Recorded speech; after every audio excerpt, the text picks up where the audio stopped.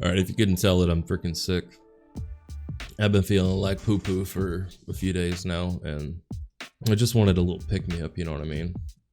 So I figured I'd just try making a video here.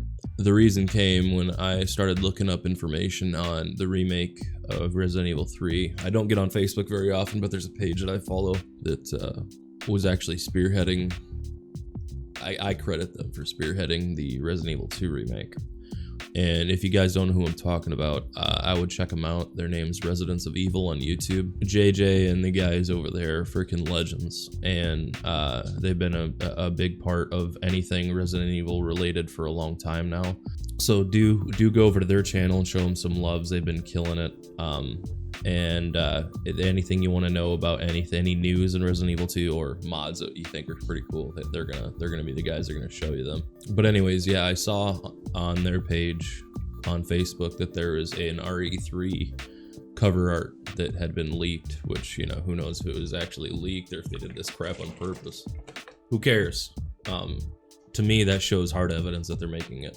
Now, there's been speculation that maybe they'd put RE3 content out as a Resident Evil 2 patch, but I mean, even if that's the case, that's cool. But at least now there's actual there's junk out there that's actually showing that there's concrete work being done on it. So on Games Radar here, it says, here's your first look at Resident Evil 3 courtesy of leaked PlayStation cover. It says, those much rumored reports of a Resident Evil 3 remake are in the works at Capcom seems to have finally been confirmed with hard evidence.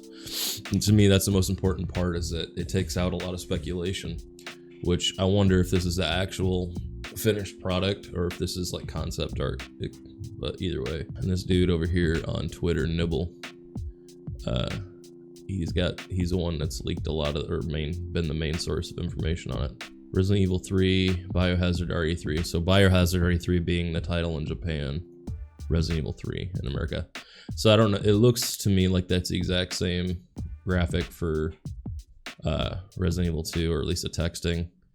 Right out of the gate, I'm noticing that Nemesis looks a bit different, and also Jill and Carlos. So I'm gonna see, do they have a couple more pictures here? So this is a closer look at the Jill model, and I don't have any complaints. I mean, it's different. It's definitely different than the one that we know.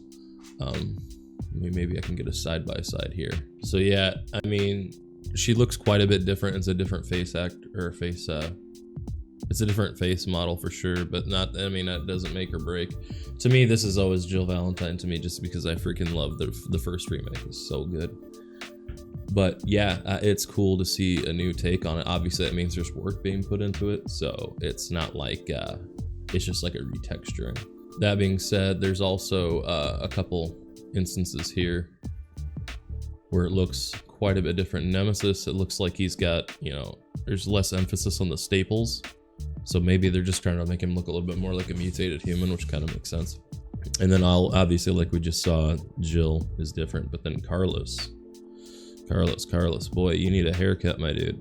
Those zombies are gonna get all up in his hair and there's all sorts of, that's like gonna be like a Velcro pad for a zombie arm.